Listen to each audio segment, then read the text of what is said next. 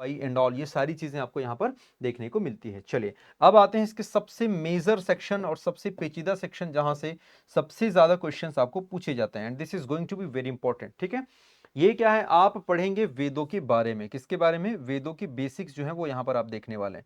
वेदों के बारे में जो बेसिक्स है वो यहाँ पर हम लोग देखने वाले हैं। तो सबसे पहला जो वेद है बेटा, ये कौन सा वेद है? ये आपका ऋग्वेद है। सबसे पहले किसके बारे में हम लोग पढ़ेंगे? ऋग्वेद। और आपको स्टार्टिंग में पढ़ा दिया गया था, सबसे पहले जो होता है वो आपका संहिता होता है, यानी कि ऋग्वेद संहिता है। संहिता के बाद आपका यहाँ पर ब्राह्मण देखने को मिलेगा, ब्राह्मण के बाद आरण्यक और आरण्यक के बाद उपनिषद। ये आपका सीक्वेंस है, ये आपका क्रम है, ये आपको पता है। ठीक है, चलिए आइए शुरुआत करते हैं वन बाय वन। सबसे पहले देखते हैं, तो ऋग्वेद की दो शाखाएं आपको देखने को मिलती हैं। कौन कौन सी शाखा है? एक शाखा का नाम है शाकल और दूसरे का नाम है वास्कल। भाई यहाँ पर कोई भी बाइलिंगुअल नहीं होगा, मैं फिर से बोल रहा हूँ। शाकल मतलब आप ऐसे लिख लो, और अगर वास्कल लिखना है तो आप ऐसे लिख लो। कोई यहाँ पर बाइलिंगुअल का कोई जरूरत ही नहीं। हाँ, कुछ टर्मिनोलॉजी भले मैं आपको यहाँ पर बता दूंगा।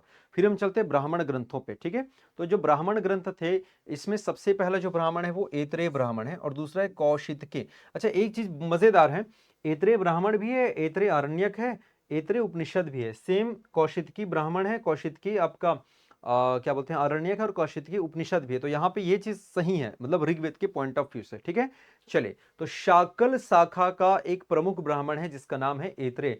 कुल 21 शाखाओं का यहाँ पर आपको वर्णन देखने को मिलता है। 21 आपके अलग अलग शाखाएं हैं, ब्रांचेस हैं। ठीक है, किसमें कहा गया है? महाभाष्य में। अब ये महाभाष्य क्या है मैं आपको पढ़ाऊंगा बाद में, है ना। अभी के लिए इतना याद रखना कि पतंजलि नाम के एक बंदे ने इसको लिखा था। ठीक है, तो महाभाष्य में लगभग 21 अलग अलग शाखाएं मिली, जिसमें दो ही शाखा सबसे ज्यादा फेमस है। एक है आपका शाकल और दूसरा है वास्कल, जिसमें से भी सबसे ज्यादा प्रसिद्ध जो है वो है शाकल है। राइट, आइए यहां पर हम देखते हैं ऐतरेय ब्राह्मण। तो ऐतरेय ब्राह्मण जो है, जिसमें यज्ञों की विभिन्न पहलुओं को विशेष रूप से यहां पर दर्शाया गया है। इसमें राज्याभिषेक यानी कि कोरोनेशन जो सेरेमनी है उसके बारे में बात करते हैं। उसके अलावा कौशितकी है, ये भी संखायन शाखा का है ना। तो यहां पर अगर हम बात करेंगे तो इसमें ऐतरेय ब्राह्मण के समान ही यज्ञों की विधि का ये वर्णन है। जो बहुत ज्यादा कॉमन है ना, उसको याद रखने की जरूरत नहीं, सब में यज्ञ यज्ञ ये बहुत कॉमन है। इतना अंदर इतना डिटेल आपको घुस के नहीं देगा। जो थोड़ा सा यूनिक रहेगा, यूनिक मतलब जैसे आगे हम लोग देखेंगे छांदोग्य उपनिषद के बारे में बात करेंगे हम, जो है लाइक यहाँ पर कठोपनिषद के बारे में बात करेंगे, है ना। अलग अलग ऐसे उपनिषदों के बारे में बात करेंगे जहां पर थोड़ी सी यूनिक है, कहीं पर मृत्यु की चर्चा मिलेगी, कहीं पर कुछ और मिलेगा। तो हम सब उसके बारे में जब हम देखेंगे ना, तब उन चीजों को आपको करना होगा। Got it? चलिए आगे बढ़े।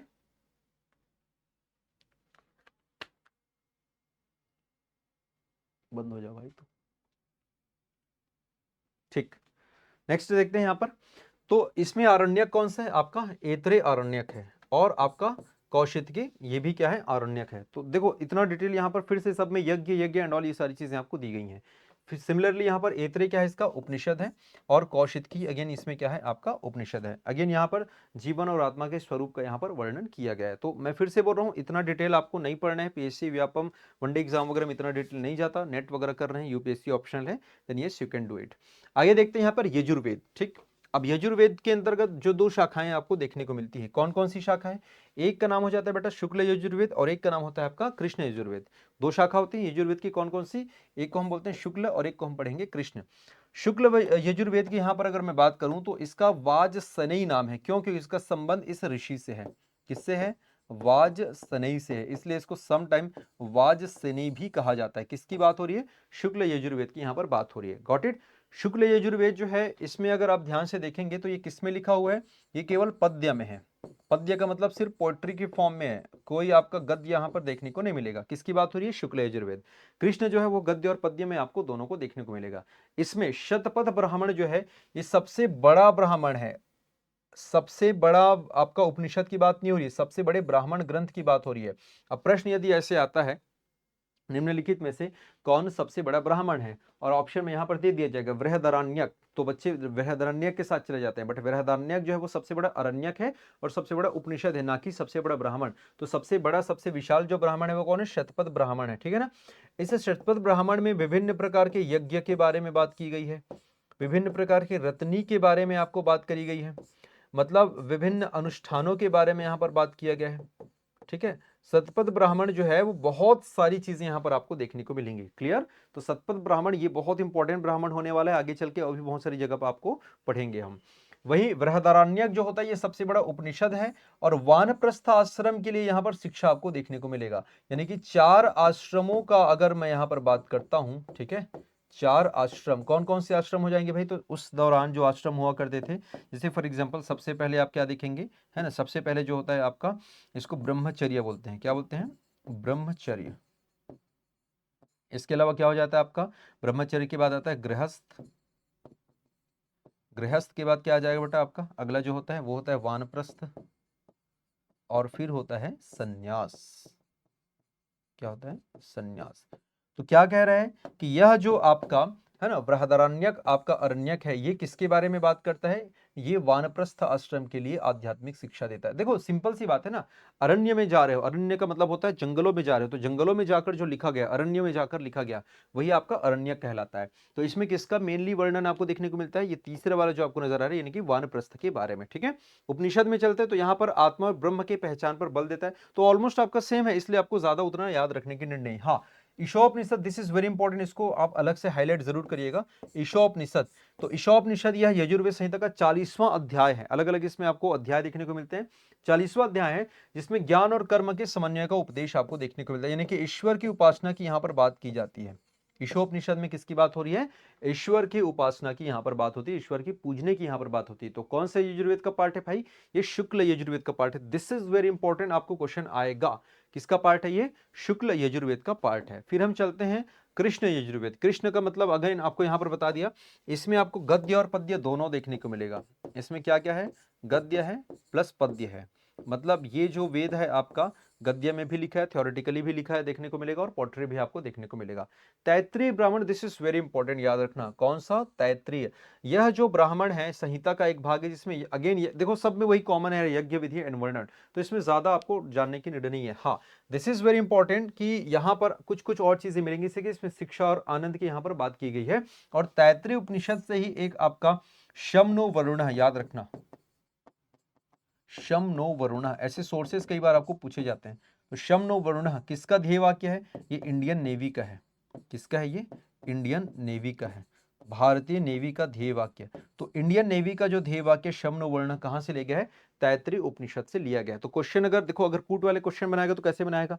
शम नो वर्ण, शम नो वर्ण कहां से लिया गया है? तो आपको पता होना चाहिए तैत्रीय। अब आपको कंफ्यूज कर सकता है, तैत्रीय की जगह एक और उपनिषद पढ़े थे अभी मिलता जुलता, याद करो। आपने तैत्रीय से मिलता जुलता आपने एक और उपनिषद पढ़ा था यहीं पर, ऐत्री।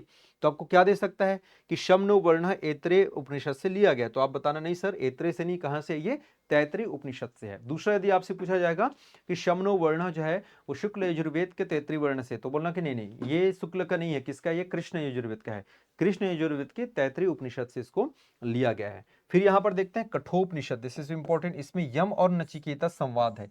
मतलब यदि आपसे पूछा जाए कि मृत्यु की चर्चा कहां पर मिलती है, प्रश्न यदि आपसे आता है कि मृत्यु की चर्चा किस उपनिषद में आपको देखने को मिलता है, तो वो कौन सा उपनिषद है?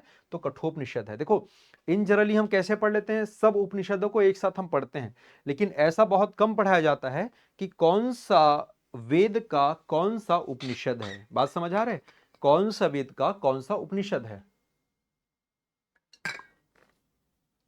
ये हमको बहुत कम देखने को मिलता है। अच्छा ये भी सुन लो, यजुर्वेद में है ना मोर देन 100 यहां पर शाखा मिलेगी, 100 से भी ज्यादा शाखा मिलती है, जिसमें से यही दो शाखाएं इंपॉर्टेंट है, कृष्ण शाखा और आपका शुक्ल शाखा, यानी कि कृष्ण यजुर्वेद और शुक्ल यजुर्वेद। मोर देन 100 आपको मिलेगी, जैसे वहां पे 21 शाखाओं की बात की गई है, यहाँ पर 100 से भी ज्यादा शाखाओं की बात की गई है।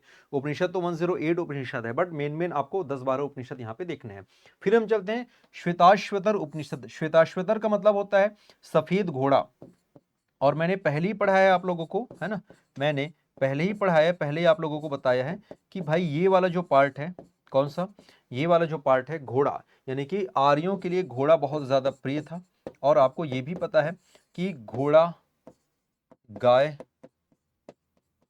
और बैल, इनमें सबसे ज्यादा बार जो यूज किया गया है वो घोड़ा, लगभग 215 बार घोड़े का जिक्र आपको देखने को मिलता है। गाय पवित्र जरूर थी, लेकिन सबसे ज्यादा बार जो जिक्र वर्णन किया गया वो किसका किया गया है? घोड़े का। तो जिसका मीनिंग सफेद घोड़ा है, तो ये है श्वेताश्वतर उपनिषद। क्वेश्चन आया है कौन से उपनिषद का मतलब सफेद घोड़ा होता है? श्वेत अश्व, नाम से स्पष्ट है, श्वेत अश्व तो सफेद घोड़ा। ठीक है, फिर है मैत्रायणी उपनिषद। अगेन इसमें आत्मा के स्वरूप और मुक्ति के मार्ग, मतलब ये लगभग लगभग कॉमन है। तो इतना कॉमन कॉमन टाइप का जो रहेगा ना, ब्रह्म, आत्मा, मुक्ति, अमर एंड ऑल, उस टाइप की चीजें को आपको नहीं पूछेगा। जैसे जो यूनिक था, ये यूनिक था, इसको पूछा गया, पिछला वाला यूनिक था, उसको पूछा गया, ये वाला यूनिक था, इसको पूछा गया। ठीक है, तो ये क्वेश्चंस आपके बनेंगे। फिर हम चलते हैं यजुर्वेद के बाद जो है अगला वेद है, उसका नाम है सामवेद। अगले वेद का नाम हो जाएगा आपका सामवेद। ठीक है, चलिए इसमें हम देखते हैं कौथुम, मतलब दो इसके शाखाएं मिलेंगी। कौन कौन सी शाखा है? एक शाखा का नाम यहां पर देखने को मिलेगा कौथुम, और दूसरी जो शाखा है उसका नाम हो जाएगा राणायनीय। क्या हो जाएगा? राणायनीय, राइट। कौथुम की यहां पर हम बात कर लेते हैं, इसमें क्या क्या देखते हैं। तांड्य ब्राह्मण या इसी को पंचविश कहा गया है। अब देखो पंचविश और षड्विश तो हर कोई पढ़ के जाता है, लेकिन यदि ऐसा प्रश्न पूछ दिया जाए कि पंचविश को किस एक और ब्राह्मण के नाम से जाना जाता है, समझ आ रहा है ना, ऐसा क्वेश्चन आ सकता है। या यूं पूछे कि तांड्य ब्राह्मण निम्नलिखित में से किसे बोलते हैं, अब ऑप्शन दिया जाएगा चतुर्विश, पंचविश, षड्विश एंड ऑल करके, तो आपको पता होना चाहिए किसकी बात हो रही है, ये पंचविश की बात हो रही है। तो तांड्य, तो तांड्य किसको कहा जाएगा? पंचविश ब्राह्मण को कहा जाएगा। ठीक है, चलिए आगे बढ़ते हैं यहां पर। अच्छा, साम की अगर मैं बात करूं तो एक और प्रश्न याद रखना, अगर क्वेश्चन आता है कि भगवान श्री कृष्ण ने किस वेद में स्वयं को कौन सा वेद का दर्जा दिया है, तो एक होता है ना कि मैं पुराणों में ये, ठीक है, मैं आकाश में ये, मैं देवों में ये, ठीक है, वैसी वेदों में मैं सामवेद हूं। ये स्टेटमेंट है भगवान श्री कृष्ण ने भगवत गीता में कहा। ये क्वेश्चन भी आ चुका है, बिहार के किसी पेपर में आया था, बट क्या पता सीजी में भी आपको ऐसा दे सकता है, राइट। तो याद रखना भगवान कृष्ण सबको, मतलब अपने आप को वेदों में कौन सा वेद मानते हैं? सामवेद, यानी कि सबसे बहुत अच्छा वेद इसको जो है माना जाता है। Got it? अब भगवान खुद बोल दिया, मतलब आप समझ ही जाओ। ठीक, इसके अलावा यहां पर हम बात करते हैं जो ब्राह्मण है, तो उस ब्राह्मण का नाम हो जाएगा छांदोग्य, सॉरी अरण्य का नाम हो जाएगा छांदोग्य आरण्यक, राइट। तो छांदोग्य आपको यहां पर मिलेगा, ये इसी का पार्ट है, किसका? सामवेद का। पहला आपने ब्राह्मण देखा, फिर आपने देखा आरण्यक। फिर हम चलते हैं उपनिषद, तो कौन कौन सा उपनिषद है इसमें? केन उपनिषद और छांदोग्य उपनिषद। तो छांदोग्य तो हम लोग पढ़ेंगे पढ़ेंगे। तो केन उपनिषद यह किसकी बात करता है? प्रश्नोत्तर शैली में है, तो ये क्वेश्चन इंपॉर्टेंट है। वह कौन सा उपनिषद है जो क्वेश्चन एंड आंसर पर बेस्ड है, तो प्रश्नोत्तर शैली में है, वो कौन है आपका? केन उपनिषद, है ना। इसमें यहाँ पर प्रश्नोत्तर शैली में चर्चा की गई है, ब्रह्म की प्रकृति पर प्रश्नोत्तर शैली की चर्चा है। वहीं हम बात कर लेते हैं छांदोग्योपनिषद, तो यहाँ पर तत्वमसि महावाक्य की विस्तृत वाक्य है। तत्वमसि यानी कि एक ही तत्व है जिसमें सब समाहित है, ठीक है, हम ही इस ईश्वर के अंश हैं, इसके बारे में यहाँ पर बात की गई किसमें? छांदोग्य उपनिषद में। और इसी में ही याद रखना कृष्ण और उनके गुरु अंगिरस का भी वर्णन आपको देखने को मिलता है। तो प्रश्न कई बार आता है ना कि कृष्ण, भगवान कृष्ण का सबसे पहला जिक्र कहां पर हुआ है, तो वो वेदों में हुआ है बेटा, याद रखना किसमें हुआ है? वेदों में। और भगवान कृष्ण और उनके गुरु अंगिरस की यहां पर बात की गई है, और यही इसीलिए इंपॉर्टेंट याद रखना कि भगवान कृष्ण स्वयं को क्या बोलते हैं कि हम सामवेद हैं, वेदों में मैं कौन हूं? सामवेद हैं। फिर हम चलते संविधान ब्राह्मण, है ना, संविधान से याद रखिएगा, समविधान ये कि वही है संविधान, समान विधान, ठीक है, संविधान यानी कि समान विधान ब्राह्मण। उसके अलावा आर्षेय ब्राह्मण, कौन सा? आर्षेय ब्राह्मण, तो इसमें गायकों की वंशावली का उल्लेख है, जो सिंगर्स लोग हुए हैं ना, उनके वंशावली का उल्लेख आपको देखने को मिलेगा आर्षेय ब्राह्मण में। ठीक है, आरण्य कुछ खास मिलेंगे नहीं, यहां पर मिलेगा जैमिनी उपनिषद। कौन सा उपनिषद? जैमिनी उपनिषद। ठीक है, चलिए बाकी जो डिटेल जो स्पेशल रहेगा उसके बारे में चर्चा करेंगे, अदरवाइज हम सिंपल स्किप करते चले जाएंगे। फिर हम देख लेते हैं भाई, सबसे लास्ट है वो है आपका अथर्ववेद। सबसे लास्ट कौन सा है आपका? अथर्ववेद। और ये क्वेश्चन कई बार अलग अलग पेपर में पूछा गया। अभी कुछ दिन पहले एक बच्चे ने पूछा था, सर ये शौनकी और पेप्पलाद जो है ना, यहाँ पर दिख रहा है, एक है शौनकी और एक है पेप्पलाद, ये किसकी शाखा है? तो ये अथर्ववेद की शाखा है, ये ब्रांच वाला है ना, ये ब्रांच वाली लाइन है। बोले सर ऐसे क्वेश्चंस आते हैं? बोला हाँ जी बिल्कुल आते हैं। देखो बहुत सारी किताबें मार्केट में, कुछ किताबों में कुछ चीज दिया है, कुछ किताबों में कुछ चीज दिया है। जैसे कोई बुक्स हैं जिसमें आपको शाखाओं के बारे में मिल जाएगा, कुछ बुक हैं जिसमें उपनिषदों के बारे में मिलेगा, कुछ बुक है जिसमें यज्ञों के बारे में मिलेगा, कुछ बुक है जिसमें विवाह संस्कार, अभी सब चीज कराऊंगा ना, एवरीथिंग। अभी देखो ना पूरा भी आगे आपको देखने को मिलेगा। जैसे यहाँ पर आप देख लो, यहाँ भी आप आगे आओगे तो यहाँ पर प्राचीन नाम क्या है?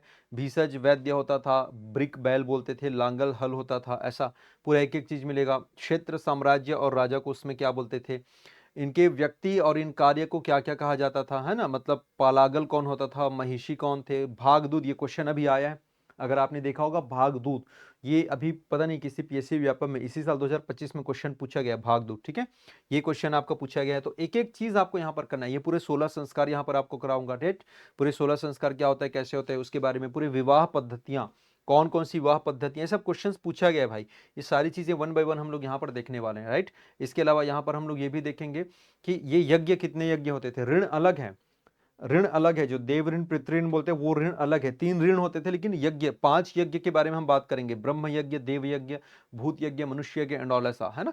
ये सारी चीज, अभी बहुत सारी चीजें ऋग्वेदों के बारे में पूरा एवरीथिंग, वेदों के उच्चारण करता, ऐसा सारा चीज आपको कंप्लीटली यहाँ पर आपको देखने को मिलेगा आगे आने वाले इस पार्ट में, ठीक है। पहले मैं इसको कंप्लीट करा देता हूँ, ध्यान से समझना। तो शौनकी की बात करें हमने, पेपलाद की हमने बात करी, गोपद ब्राह्मण यह अथर्ववेद का एकमात्र ब्राह्मण है, याद रखना, ठीक है। इसमें अगेन यज्ञों की व्याख्या, मतलब ब्राह्मण मतलब सिंपल यज्ञों की व्याख्या, कहानी खत्म। आरण्यक का मतलब होता है जो रहस्यमयी घटनाओं का वर्णन करे, जो कुछ ऐसे सिद्धांतों को बताया जो थोड़े से रहस्यात्मक है, जो गूढ़ रहस्य के ईश्वर से संबंधित चीजों की चर्चा करे। और उपनिषद जो रहता है वो मैंने बताया ना कि दार्शनिक व्याख्या करता है, फिलोसफिकल क्या करता है, ये दार्शनिक व्याख्या यानी कि एक्सप्लेनेशन देता है, फिलोसफिकल इसको एक्सप्लेनेशन जिसको हम कहते हैं। सो यज्ञों की अगर मैं यहां पर बात करता हूं तो ये अगेन गोपद ब्राह्मण है, द ओनली ब्राह्मण ऑफ वेदास, वो कौन था आपका, गोपद ब्राह्मण था, ठीक है। कोई आरण्यक उपलब्ध यहां पर नहीं है। मुंडक उपनिषद की यहां पर हम बात करते हैं, 3 उपनिषद इंपॉर्टेंट है, मुंडक उपनिषद, मांडुक्य उपनिषद और प्रश्नोपनिषद, ठीक है। तो कठोपनिषद वो अलग था, और आपका यहां पर मुंडक उपनिषद था वो अलग है, सॉरी प्रश्न उपनिषद वो अलग है, और केन उपनिषद ये भी अलग है। तो तीनों को आप कंफ्यूज मत करिएगा। केन जो है, केन का मतलब होता है केन यानी कि क्यों, तो प्रश्नोत्तर की शैली में ये, और शायद प्रश्नोपनिषद यहां पर भी आपने देखा ये भी प्रश्नोत्तर शैली में आपको देखने को मिलेगा। इसमें 6 शिष्यों द्वारा महर्षि पिप्पलाद को प्रश्न पूछा गया और उनके उत्तरों का संग्रह है। उनके 6 शिष्य जो उससे क्वेश्चंस करते हैं, तो देखो नाम ही है पिप्पलाद, इसीलिए इस उपनिषद का नाम ही पड़ गया है पिप्पलाद उपनिषद, पिप्पलाद शाखा, ठीक है।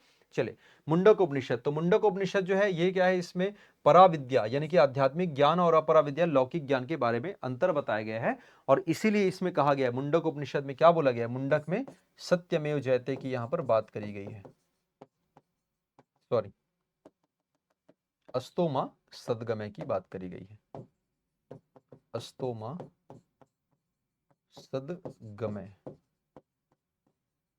सदगमय ये कहां से लिया गया है, आपको मुंडक उपनिषद से लिया गया है, ठीक है। चलिए, तो अस्तु मतलब यही बोला ना कि पराविद्या और कौन सी विद्या, अपराविद्या, मतलब बोला कि असत्य से मुझे सत्य की ओर ले चलो, असत्य से मुझे सत्य की ओर, अंधकार से मुझे है ना उजाले की ओर, प्रकाश की ओर, ऐसा। तो ये इसके बारे में यहाँ पर वर्णन आपको देखने को मिलेगा। मांडुक्य की अगर यहाँ पर बात करते हैं तो इसमें ओम की व्याख्या देखने को मिलता है, ओम जो है अपना, है ना, ओम जिसकी हम यहाँ पर बात करते हैं, तो ओम के बारे में आपको वर्णन किसमें मिलेगा, मांडुक्य में आपको देखने को मिलेगा। तो मुंडक अलग है और मांडुक्य अलग है, डोंट गेट कंफ्यूज, मुंडक अलग हुआ और मांडुक्य आपका अलग हुआ। प्रश्नोपनिषद की यहां पर हम बात करते हैं, तो प्रश्नोपनिषद में क्या है, यहां पे बता दिया हमने, महर्षि पिप्पलाद और उनके शिष्यों के द्वारा यहां पर क्वेश्चन आंसर जो है वो पूछा गया है, राइट। चलिए, तो यदि आगे के वीडियोस देखने हैं और इसके अलावा दूसरे और भी सब्जेक्ट अगर आपको पढ़ने हैं तो आपको एक छोटा सा काम करना होगा। जनरली क्या होता है कि आप जैसे ये देखते हैं उसके बाद आप स्किप कर देते हैं, क्योंकि आपको लगता है कि सर तो अब एडवर्टीजमेंट करने वाले हैं। जी हाँ, लेकिन एक जो चीज है उसको आप शायद नहीं समझते, और वो है इन्वेस्टमेंट यानी कि निवेश।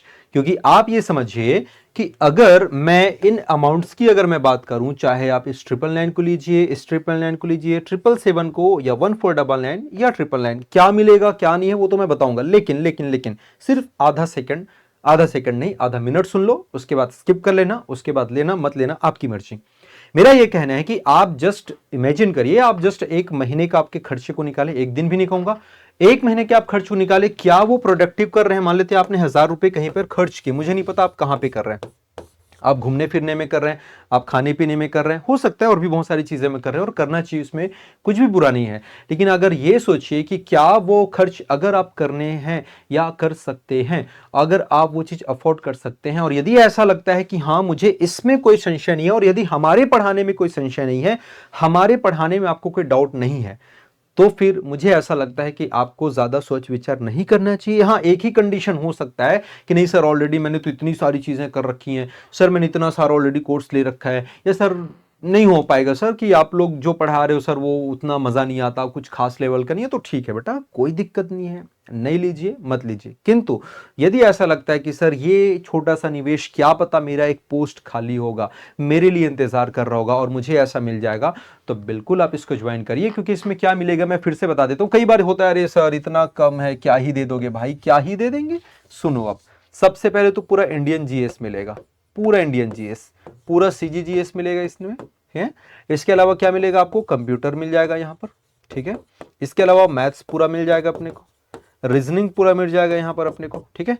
इसके अलावा अगर यहाँ पर हम बात कर लेते हैं, इसके अलावा हम यहाँ पर बात कर लेते हैं तो आपको जो है वो लैंग्वेजेस यानी कि जितनी भाषा हैं वो पूरे मिलेगी, हिंदी भाषा, ठीक है ना, अंग्रेजी भाषा और आपका सीजी लैंग्वेज, ये सारा चीज इस 999 में सेम, ये सारा चीज इस 999 में सेम पूरा। इंडियन जीएस में समझो ना कितने सब्जेक्ट है, Indian geography, Indian polity, economy, history, art and culture भी अलग से मिलेगा, मिक्स नहीं, अलग से आर्ट एंड कल्चर के लेक्चर्स होंगे, ठीक है। साइंस, एनवायरमेंट अलग से मिलेगा भाई, आर्ट एंड कल्चर और एनवायरमेंट बताओ कौन है जो प्रॉपर पैकेज में आपको देते हैं। एक तो बहुत कम टीचर्स पढ़ाते हैं, जो पढ़ाते हैं उनके लिए मेरा परम सम्मान है, बट कुछ लोग बोलते थे अरे ये तो हो जाएगा, ये तो कर लेंगे, अरे ऐसे कैसे कर लेंगे भाई। आर्ट एंड कल्चर के 3 से 4 क्वेश्चन देखने को मिल रहे हैं, एनवायरमेंट के 3 से 4 क्वेश्चन देखने में, आपको मजाक लग रहा है, आपको मजाक लग रहा है, उनको भी मजाक लग रहा है कि हो जाएगा, ऐसा नहीं होता। ये पूरा प्रॉपर आपको मिलेगा, पूरे लेक्चर्स मिलेंगे विद पीडीएफ मिलेंगे, ये भी याद रखना, लेक्चर भी और पीडीएफ भी। मार्केट में बुक खरीदने जाओगे मेरे दोस्त, 2 बुक का ही कीमत है तुमको 800-900 रुपए मिल जाएगा, उतने में तुमको ये सारा चीज पूरा वीडियो विद पीडीएफ आपको दिया जा रहा है। सीजीजीएस की आप बात करोगे तो बोलते हैं साहित्यकार पढ़ लेंगे, पढ़ा देंगे, नहीं भाई, सर आपको पढ़ाएंगे। इकोनॉमिक सर्वे देख लेना, क्यों देख लेंगे, आप पैसा पे कर रहे हो, आपको पढ़ाया जाएगा, सारी चीजें आपको मिलेंगी, कंप्यूटर, मैथ्स, रीजनिंग, सारी चीजें, ठीक है ना। पटवारी कोर्स में भी, इस कोर्स में भी, सीजीजीएस में तो आपको पता है भाई, सीजीजीएस से संबंधित सारी चीजें आपको मिलेंगी, ठीक है। इसके अलावा ये सब चीज जो है वो रिकॉर्डेड होगा, यहां पर आएंगे तो वही सारी चीजें आपको क्या मिल जाएंगी, लाइव मिलेंगी। लेकिन इसका जो रेट है, इसकी जो प्राइसिंग है 1499 है, लेकिन 1499 अप टू नवरात्रि या Dussehra, you can say Dussehra तक। दशहरे के बाद जो है मुझे नहीं पता ये वीडियो आप कब देख रहे हैं, आई डोंट नो, हो सकता है इसका रेट मे भी इंक्रीज हो जाए। ये सारे रेट अभी वर्तमान के हैं, जब ये वीडियो डला है या शूट हुआ है, जो भी बोलिए आप, ठीक है। इसके अलावा सीजीजीएस को अगर लाइव पढ़ना है आपको तो 999 में है, ऑफलाइन भी है, जो ऑफलाइन हमारे साथ सीजीजीएस पढ़ना चाहते हैं मात्र 2499 में, केवल सीजीजीएस है ना, ऑफलाइन यदि आप पढ़ना चाहते हैं तो ये नंबरों पर आप कॉन्टेक्ट कर सकते हैं, बिल्कुल आप मैसेज करिए, sir I just want to know about, कोई दिक्कत नहीं ना, अगर कोई भी डाउट है तो आप इन नंबरों पर जाएं, संपर्क करें, पूछें, आपको रिप्लाई करेंगे, आप सेटिस्फाई होंगे, आप संतुष्ट होंगे, उसके बाद ही यह कदम उठाइए। दूसरा, अगर आपको ऐसा लगता है कि नहीं सर हमने ऑलरेडी इतना सारा कर रखा है, मुझे ऐसी आवश्यकता नहीं, बट सर आप लोग पढ़ाते बहुत अच्छा है सर, चाहता तो हूँ, यदि ऐसा है तो आप अपने किसी यार दोस्त फ्रेंड को सजेस्ट कर लीजिए, आप उनके मोबाइल में भी देख सकते हैं, कोई दिक्कत नहीं, अनलिमिटेड एक्सेस है, पूरे 1 साल की वैलिडिटी है, 1 साल की वैधता है, ये भी कर सकते हैं। बहुत सारे बच्चे बोलते हैं सर मुझे तो इंडियन जीएस बस चाहिए, सर सीजी को क्या करूंगा, तो कोई दिक्कत नहीं बेटा, ले लो ना, मत देखना सीजी वाला। कुछ बच्चे बोलते हैं सर मुझे तो खाली सीजी चाहिए, तो देखो आपके लिए अलग से दे दिया है सीजी जीएस स्पेशल, आप ले लीजिए इसको, इंडियन जीएस स्पेशल नहीं भाई, आपको पूरा कंप्लीट पैकेज यहाँ पर लेना पड़ेगा, और कितना ही अमाउंट है यार, कुछ खास है नहीं, ठीक है।